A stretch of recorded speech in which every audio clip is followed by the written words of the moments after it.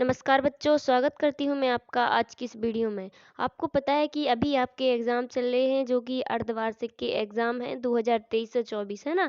कक्षा 9वीं का जो कि सामाजिक विज्ञान का पेपर कल आपको होने जा रहा है 11 तारीख को।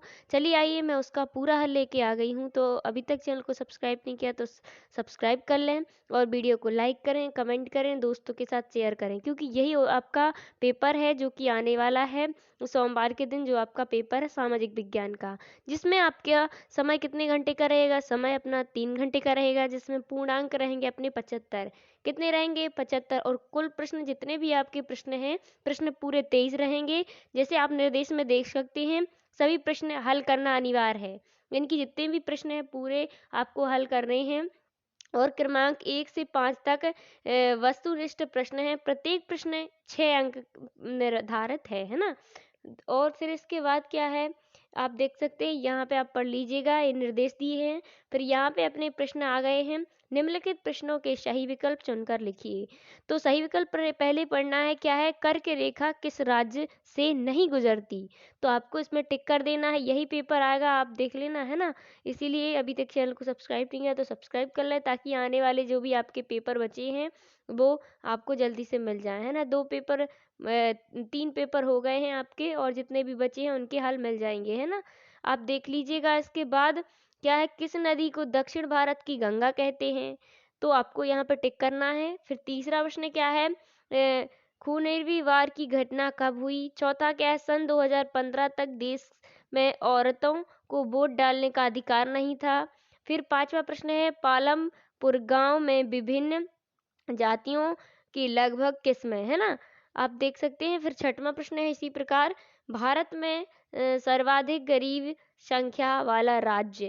तो इस प्रकार प्रश्न पहला था जो कि सही विकल्प थे, तो 6 थे आपके, 6 ही नंबर के थे। इसके बाद नेक्स्ट देखते हैं रिक्त स्थान यानी कि खाली स्थान जो भी यहाँ पे है उनको पूरा करना है। तो आप देख सकते हैं पहला क्या है, जैसे कि लोकतंत्र शासन का ऐसा रूप है जिसमें खालिस्तान है, फिर यहाँ पे डैश का चुनाव लोग करते हैं। तो यहाँ पे अपन को लिखना है इस प्रकार, आप देख सकते हैं रिक्त स्थान 6 हैं जो कि 6 ही नंबर के हैं। फिर इसके बाद सही जोड़ियाँ आ गई अपनी यानी कि मैचिंग, सही जोड़ियाँ लिखिए। तो आप देख सकते हैं किस प्रकार सही जोड़ियाँ दी गई हैं, तो आपको इनको लिखना है यानी कि इनमें मैचिंग करनी है। फिर इस 6 नंबर की हैं, 6 हैं और, है ना। इसके बाद नेक्स्ट क्या है, एक शब्द में उत्तर देना है। निम्नलिखित प्रश्नों के उत्तर एक शब्द या एक वाक्य में लिखना है। पहला क्या है, नर्मदा नदी किस प्रदेश से निकलती है? फिर दूसरा, ग्रीष्म ऋतु में उत्तरी मैदान में बदलने वाली हवा को कहते हैं, क्या कहते हैं? आपको लिखना है, एक शब्द में उत्तर देना है। इसी प्रकार आप देख सकते हैं तीसरा प्रश्न है, जर्मन संसद का क्या नाम था? चौथा है, संविधान में कितने मौलिक कर्ण हैं? फिर इसके बाद क्या है, प्रश्न पांचवा है, बहुमत प्राप्त न करने वाला राजनीतिक दल कहलाता है। छठवा, गेहूं क्रांति शीर्षक में एक विशेष कटिगत किसने जताई? तो इस प्रकार 6 प्रश्न हैं, एक प्रश्न 1 अंक का है, तो 6 प्रश्न हैं अपने चौथे प्रश्न में। इसके बाद निम्नलिखित प्रश्नों के सत्य असत्य लिखना है। जैसे कि आप देख सकते हैं पहला, दूसरा, तीसरा, चौथा, 5, 6 है ना, 6 दिए हैं, तो 6 ही नंबर के, इनमें सत्य असत्य आपको लिखना है। फिर इसके बाद देख लीजिएगा, प्रश्न नंबर अपना आता है छठवा, भारत में कितने राज्य और कितने केंद्र शासित प्रदेश हैं? अगर आपसे छठवा ना बने तो आप अथवा में है, क्षेत्रफल के आधार पर सबसे बड़ा या सबसे छोटा राज्य क्या है ये लिख सकते हैं, है ना। 2 दिए हैं, दोनों में से जो भी आपसे बने कर लीजिएगा, 2 नंबर मिल जाएंगे। फिर इसके बाद प्रश्न नंबर 7वां, वनों से प्राप्त 2 लाभ बताइए। और अगर ये ना बने तो नीचे वाला लिख सकते हैं, लेटेक्स क्या है, इसका उपयोग बताइए। इसी प्रकार प्रश्न नंबर 8वां, लोकतंत्र क्या क्या अर्थ है? भारत की भौगोलिक स्थिति कीजिए। इसके बाद 9वां है, संविधान को परिभाषित कीजिए। अगर आपसे ना बने तो अथवा में क्या है, जयपाल सिंह कौन थे, ये वाला कर सकते हैं आप।